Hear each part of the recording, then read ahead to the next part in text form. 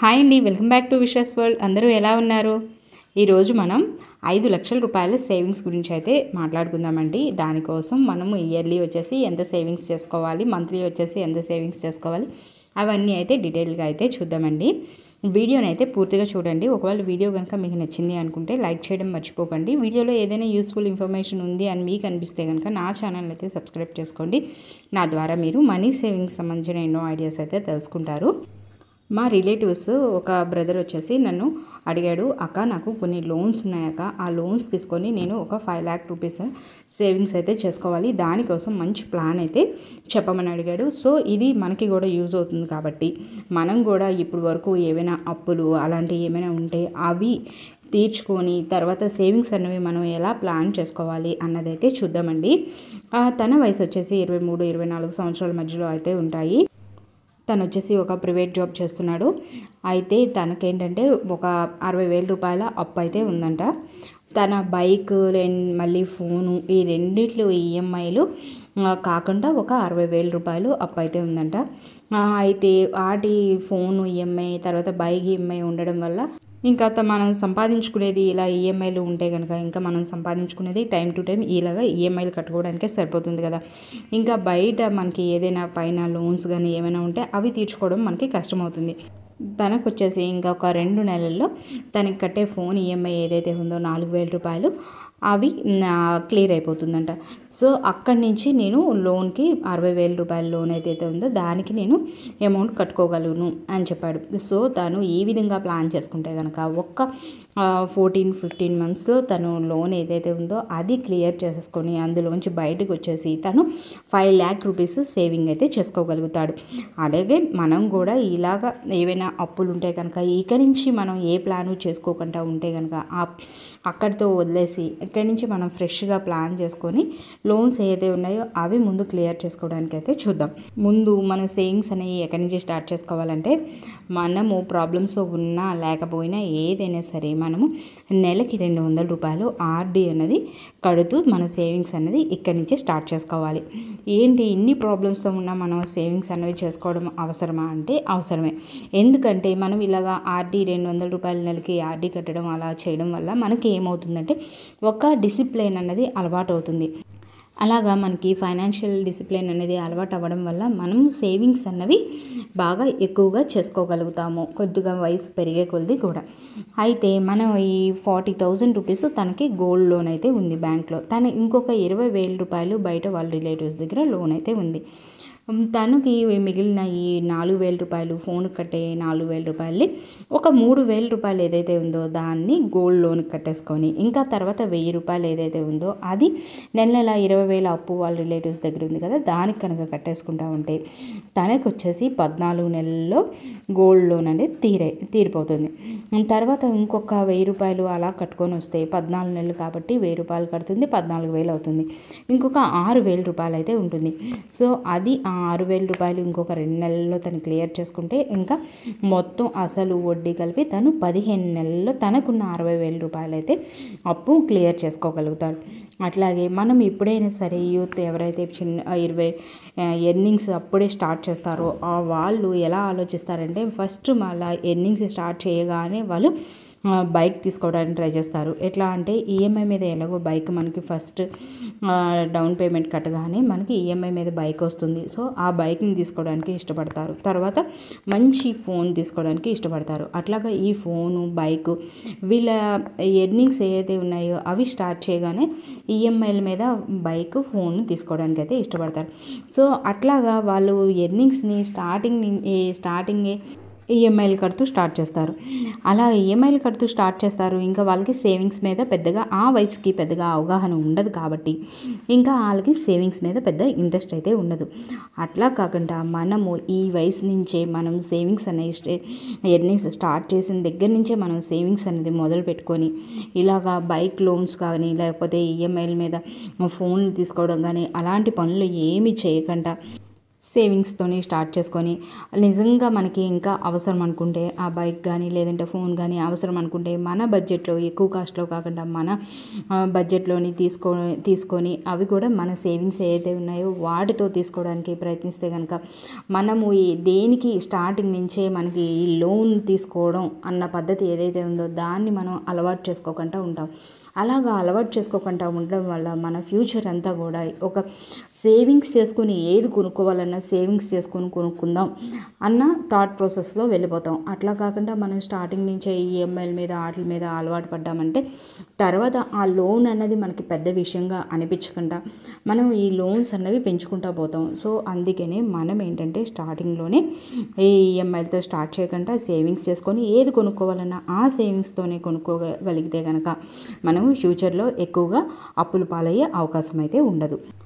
మనము ఒక 15 నెలల్లో ఇలా ప్లాన్ చేసుకుంటే లోన్ క్లియర్ అయిపోతుంది. సో మనకి ఈ 2026 జూన్ ఆర్ జూలై కల్లా మన లోన్స్ క్లియర్ అయిపోతాయి. కాబట్టి అప్పటి నుంచి మనము సేవింగ్స్ అనేవి చేసుకోగలిగితే ఒక 5 ఇయర్స్ పాటు మనం చేసుకునే సేవింగ్స్ ఏవైతే ఉన్నాయో ఈ 5 ఇయర్స్ పాటు ముట్టుకోకుండా అట్లా కంటిన్యూస్గా సేవింగ్స్ ప్లాన్ చేసుకుందాం. అప్పుడు మనం 5 lakh రూపీస్ అనేది సేవింగ్స్ అయితే చేసుకోగలుగుతాం. అది ఎట్లా అంటే ఇప్పుడు ప్రెజెంట్ ఏంటంటే తను 4,000 రూపీస్ వరకు సేవింగ్స్ చేయగలరు. కానీ మనకి ఒక 15 months తర్వాత తన సేవింగ్స్ అనేవి 5,000 రూపీస్కి వెళ్ళాలి. ఎందుకు అలా వెళ్ళాలి అంటే కనుక మనకి ఇన్ఫ్లేషన్ కారణంగా ₹1 విలువ అనేది తగ్గుతుంది. కాబట్టి మన శాలరీ కూడా ఆటోమేటిక్గా ఇంక్రీజ్ అవుతుంది. అలా పెరిగిన ఇన్కమ్ని ఏదైతే ఉందో ఆ పెరిగిన ఇన్కమ్ని మన సేవింగ్స్లో కూడా పెంచుకుందాం. అలా 5,000 రూపీస్ సేవింగ్స్ అయితే నెక్స్ట్ ఇయర్ నుంచి స్టార్ట్ చేయాల్సి ఉంటుంది. ఆ 5,000 రూపీస్ కూడా ఒకే చోట సేవింగ్స్ చేయకుండా ఇలా డిస్ట్రిబ్యూట్ చేసుకొని సేవింగ్ చేసుకుంటే కనుక మనం ఫ్యూచర్లో 60 ఇయర్స్ వరకు కూడా మనము చూసుకునే పని అయితే ఉండదు. అది ఎట్లా అంటే 1,000 రూపీస్ వచ్చేసి మనం ఆర్డీ నెల ఒక ₹1,000 పోస్ట్ ఆఫీస్లో కానీ లేదంటే ఎస్బీఐ బ్యాంక్లో కానీ రికరింగ్ డిపాజిట్లో ₹1,000 అలాగ 5 సంవత్సరాల పాటు కట్టుకోవాలి. తర్వాత ఇంకొక ₹500 పీపీఎఫ్ అంటే పబ్లిక్ ప్రావిడెంట్ ఫండ్లో వచ్చేసి 15 సంవత్సరాల పాటు పోస్ట్ ఆఫీస్లో కానీ ఆ ఎస్బీఐలో కానీ ఈ రెండిట్లో కూడా మనకి ఈ పీపీఎఫ్ ఉంటుంది. కాబట్టి ఈ మనకి ఏదో వీలు పడితే అందులోనే ఒక ₹500 15 సంవత్సరాల పాటు కట్టుకోవాలి. తర్వాత ఇంకొక ₹1,000 వచ్చేసి గోల్డ్ చిట్ కట్టుకోవాలి. ఇలాగా ₹1,000 మనము గోల్డ్ కోసం కట్టుకొని మనం ఏదైనా వస్తువు కొనుక్కోవాలంటే కొద్దిగా ఇబ్బంది అవుతుంది. కాబట్టి మన దగ్గర ఏదైతే బంగారం ఉందో ఆ బంగారం ఒక 1 కాసు 2 కాసులు బంగారం కనుక ఉంటే అదే బంగారాన్ని బ్యాంక్లో పెట్టుకొని తెచ్చుకొని ఏదైతే ఒక కాసులోనో లేదా కాసున్నర బంగారం కొనుక్కొని ఆ గోల్డ్కి మనం ₹1,000 ఎలాగో కడుతున్నాం కదా ఆ దాన్ని మనం గోల్డ్ లోన్ కట్టేసుకున్నట్టయితే కనుక మనము ఈ విధంగా అయితే కొద్దిగా గోల్డ్ అయితే కొనుక్కోగలం. ఎందుకంటే గోల్డ్ రేట్ అనేది పెరుగుతుంది. కాబట్టి ₹1,000 మనం కట్టినా మనకి సంవత్సరానికి వచ్చేసి 1 గ్రామ్ కానీ 1 గ్రామున్నర కానీ రావడం కష్టమవుతుంది. ఈ విధంగా ప్లాన్ చేసుకుంటే మనం కొద్దిగా ఒక కాసు బంగారం అలాగా 8 గ్రాముల బంగారం అలాగా ఒకేసారి అయితే కొనుక్కోగలుగుతాం. మనం కట్టే ₹1,000 ఆ బ్యాంక్లో కట్టేసుకుంటే గోల్డ్ లోన్ తీరిపోతుంది. మళ్ళీ మనం ఎక్స్ట్రా గోల్డ్ కూడా కొనుక్కున్నట్టు అవుతుంది. తర్వాత ₹1,000 వచ్చేసి మనము ఎల్ఐసి జీవన్ ఆనంద్ పాలసీ కనుక తీసుకున్నట్టయితే నెలకు వచ్చేసి మనం ₹1,000 కట్టాలి. అదే సంవత్సరానికి కడుతున్నట్టయితే కనుక ₹10,000 అయితే కట్టాలి. అది ₹3,00,000 పాలసీ. అది 35 సంవత్సరాల పాలసీ టర్మ్తో కనుక తీసుకున్నట్టయితే కనుక ఎందుకంటే ఈ ఏజ్లో కనుక మనం ఇలా పాలసీ తీసుకుంటే మనకి 60 ఇయర్స్కి మెచ్యూరిటీ అనేది అవుతుంది ఈ పాలసీ. ఒకవేళ మనం ఈ 35 సంవత్సరాల పాలసీ టర్మ్తోనే తీసుకోవక్కర్లేదు, 25 సంవత్సరాల టర్మ్తో కూడా తీసుకోవచ్చు. అలాగా మన అవకాశాన్ని బట్టి మనం పాలసీ టర్మ్తో తీసుకుంటే కనుక మనకి ఏమవుతుందంటే అవి మెచ్యూరిటీ అయ్యేసరికి మనకి కొన్ని ₹1,00,000 అయితే కనిపిస్తాయి. మనము ఈ టర్మ్ అనేది ఎక్కువ పెట్టుకొని తీసుకోవడం వల్ల ఏమవుతుందంటే కొద్దిగా మెచ్యూరిటీ టైంకి ఎక్కువగా మనం అమౌంట్ అయితే తీసుకుంటాం. మనం కట్టేది ₹3,00,000 పాలసీ అవ్వచ్చు. అది 10 సంవత్సరాల టర్మ్తో తీసుకుంటే మనం మెచ్యూరిటీ తర్వాత ఒక విధంగా అమౌంట్ తీసుకుంటాం. అదే 20 సంవత్సరాల టర్మ్తో తీసుకుంటే ఒక విధంగా తీసుకుంటాం. అది 35 సంవత్సరాల టర్మ్తో తీసుకుంటే మెచ్యూరిటీ తర్వాత వచ్చే అమౌంట్ అనేది ఒక విధంగా ఉంటుంది. సో ఈ పాలసీ మనం తీసుకున్నట్టయితే మెచ్యూరిటీ తర్వాత 60 సంవత్సరాలు వచ్చిన తర్వాత మెచ్యూరిటీ తర్వాత ₹15,00,000 రూపాయలు అయితే మనకి వస్తాయి. అట్లాగే 15 లక్షల రూపాయలతో పాటు మళ్ళీ మన లైఫ్ ఇన్సూరెన్స్ లాగా కూడా ఇది పనిచేస్తుంది. తర్వాత మనకి 60 ఇయర్స్ నుంచి 100 ఇయర్స్ లోపు ఎప్పుడైనా సరే 3 లక్షల రూపాయలు అది రిస్క్ జరిగినప్పుడు ఒక 3 లక్షల రూపాయలు అనేది వస్తుంది. అట్లాగే మనకు ఇంకొక 1500 రూపాయలు 50,000 రూపాయల చిట్టి అనేది కట్టుకోవాలి. అంటే 50,000 రూపాయల చిట్టి వచ్చేసి 25 నెలల టర్మ్తో కనుక మనం తీసుకున్నట్టయితే కనుక మనం 1500 నుంచి 2000 రూపు చిట్టి అనేది కట్టుకోవాల్సి ఉంటుంది. అట్లాగా మనము ఈ 5 సంవత్సరాల్లో ఈ 50,000 రూపాయల చిట్టి అనేది మనము 3 సార్లు వేసుకోగలుగుతాం. ఇలాగా మనం చేసుకుంటే ఈ 5 ఇయర్స్ తర్వాత అంటే 2031 నాటికి మన సేవింగ్స్ అన్నవి ఎంత అవుతాయి చూద్దాం. మనము 4 సంవత్సరాల తర్వాత మనం స్టార్ట్ చేసిన 5 ఇయర్స్ స్టార్ట్ చేసినా కానీ మనం 4 సంవత్సరాల తర్వాత మనకి ఒక 17,000 రూపాయలు అయితే మనకి వస్తుంది. ఆ 17,000 రూపాయలని ఇంకా మన ఆ 5 ఇయర్స్ తర్వాత కాబట్టి మన ఎర్నింగ్స్ మన సేవింగ్స్ అన్నీ మనకి అందేవి. ఆ 17,000 రూపాయలని కూడా ఎఫ్డి వేసుకుంటే దగ్గర ఒక 18,000 రూపాయలు మనకి వస్తుంది. తర్వాత మనం నెల 1,000 రూపాయలు ఆర్డీ కడుతున్నాం. అప్పుడు ఆ ఆర్డీ అమౌంట్ వచ్చేసి 73,000 రూపాయలు అయితే మనకి 5 సంవత్సరాల తర్వాత మనకి 73,000 రూపాయలు వస్తుంది.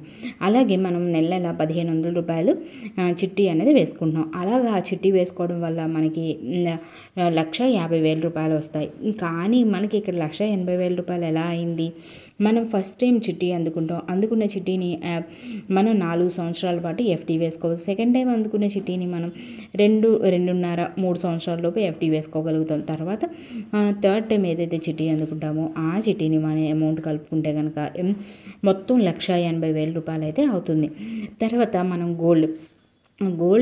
గోల్డ్ కోసం మనం 1,000 రూపాయలు మాత్రమే గోల్డ్ మీద ఇన్వెస్ట్ చేస్తున్నాం. కానీ మనం ఎలా ఇన్వెస్ట్ చేయాలంటే మనకి ఫస్ట్ ఇయర్ వచ్చేసి 1,000 రూపాయలు ఇన్వెస్ట్ చేయాలి. తర్వాత సెకండ్ ఇయర్ వచ్చేసి 1,500. ఎందుకని రెండో సంవత్సరం 1,500 అంటే మన ఇన్కమ్ పెరుగుతూ ఉంటుంది కాబట్టి మనం పెరిగిన ఇన్కమ్ని ఇన్వెస్ట్మెంట్ ఏదైతే ఉందో అది 1,500 రూపాయలు సెకండ్ ఇయర్ చేద్దాం గోల్డ్ మీద. తర్వాత థర్డ్ ఇయర్ 2,000 రూపాయలు. తర్వాత ఫోర్త్ ఇయర్ వచ్చేసి 2,500. ఫిఫ్త్ ఇయర్ వచ్చి 3,000 రూపాయలు మనం గోల్డ్ మీద ఇన్వెస్ట్మెంట్ చేసుకోవాల్సి ఉంటుంది. అట్లాగా మనము దగ్గర ఒక 3 కాసులు బంగారం వరకు కొనుక్కోగలుగుతాం. ఆ మొత్తం కలిపితే ఇవి 4,62,000 రూపాయలు అయితే అవుతుంది. ఈ 4,62,000 రూపాయలు అంటే దగ్గర 5 లక్షల రూపాయలు. ఈ 5 లక్షల రూపాయలని మనము ఏదైనా ల్యాండ్ తీసుకోవడానికి ఉపయోగించుకోవాలి. అట్లాగా మా మ్యారేజ్ టైం 28-29 సంవత్సరాలు వచ్చేసరికి మ్యారేజ్ టైం కల్లా కూడా ఒక ల్యాండ్ అన్నది కొనుక్కోగలుగుతాడు 5 లక్షల రూపాయలతో. అలా అయితే మనకి 5 లక్షల రూపాయలకి ఏ ల్యాండ్ రాదు అనుకుంటే కొద్దిగా గొప్ప మన దగ్గర ఏదైనా గోల్డ్ ఉంటుంది కదా, ఇంకా ఆ గోల్డ్ను కూడా కొద్దిగా బ్యాంక్లో పెట్టుకొని తెచ్చుకొని ఎలా అయినా సరే ఇలాగా మనం ప్లాన్ చేసుకుంటే కనుక ఎవరైనా సరే మ్యారేజ్ టైంకి ల్యాండ్ అనేది అంటే ఏదైనా వాళ్ళ స్తోమతకు తగ్గట్టు ల్యాండ్ అనేది తీసుకోగలుగుతారు. తర్వాత మనకేంటి ఇంకా మనం 500 రూపాయలు పీపీఎఫ్ కడుతున్నాము. అలా పీపీఎఫ్ కడతాం ఒక 10 సంవత్సరాల తర్వాత 2041 నాటికి మనకి 1,62,900 రూపాయలు వస్తాయి. మన ఎర్నింగ్స్ స్టార్ట్ అయినప్పుడు ఎర్నింగ్స్ని మనం ఇలా తెలివిగా ప్లాన్ చేసుకోగలిగితే మన ఫ్యూచర్ అంతా కూడా మనం ఒకరి దగ్గర డబ్బులు అడిగి తీసుకునే సిచ్యువేషన్లో కాకుండా మనమే ఒకరికి డబ్బులు ఇచ్చే సిచ్యువేషన్లో ఉండగలుగుతాం. మనం ఈ విధంగా కనుక ప్లాన్ చేసుకోగలిగితే ఒకవేళ ఈ 5 లక్షల రూపాయలు 5 సంవత్సరాల్లో మనం సేవింగ్స్ చేసుకోవాలనుకున్నాం కదా, అలా చేసుకోవాలనుకున్నప్పుడు మనం ఈ విధంగా ప్లాన్ చేసుకోకుండా మనం ఉన్నామనుకోండి, అప్పుడు సంవత్సరానికి వచ్చేసి 1,00,000 రూపాయలు మనం పొదుపు చేసుకోవాలి. అదే ఒక నెలకు వచ్చేసి 8,400 రూపాయలు అయితే మనం పొదుపు చేసుకోవాలి. కానీ మనం ఇక్కడ ఎంత పొదుపు చేస్తున్నాము? 5,000 రూపాయలు మాత్రమే మనం పొదుపు చేస్తున్నాం. ఆ 5,000 రూపాయలు మనకి వడ్డీకి చక్కెర వడ్డీ అలా అయ్యి మనకి 5 లక్షల రూపాయలు అయితే అవుతుంది. మన దగ్గర మనం చేసేది 5,000 రూపాయలు. కానీ ఇక్కడ మనం సంవత్సరానికి అలా పొదుపు చేసుకుంటే కనుక 8,400 అంటే దగ్గర 3,400 రూపాయల వరకు డిఫరెన్స్ అయితే ఉంది. మనం కనుక ఈ విధంగా ప్లాన్ చేసుకుంటే మన సేవింగ్స్ ఏదైతే ఉన్నాయో అవి మనం తక్కువ చేసుకున్న మన అమౌంట్ ఏదైతే ఉందో అది 5 సంవత్సరాల తర్వాత 5 లక్షల రూపాయలు మనము సేవింగ్స్ అయితే చేసుకోగలుగుతాము. మనం చేసే సేవింగ్స్ ఏదైతే ఉన్నాయో అవి మనం కష్టపడి చేయకుండా ఇష్టపడి చేస్తే కనుక అవి మనకి ఇట్టే తెలియకుండా ఆ 5 సంవత్సరాలు గడిచిపోతాయి. ఇదండి 5 లక్షల రూపాయలు ఈ 5 సంవత్సరాల్లో మనం సేవింగ్స్ చేసుకోవాలంటే ఎలా ప్లాన్ చేసుకోవాలి అన్నది. నా వీడియో కనుక మీకు నచ్చినట్టయితే లైక్ చేయండి, షేర్ చేయండి, సబ్స్క్రైబ్ చేయండి. Thanks for watching.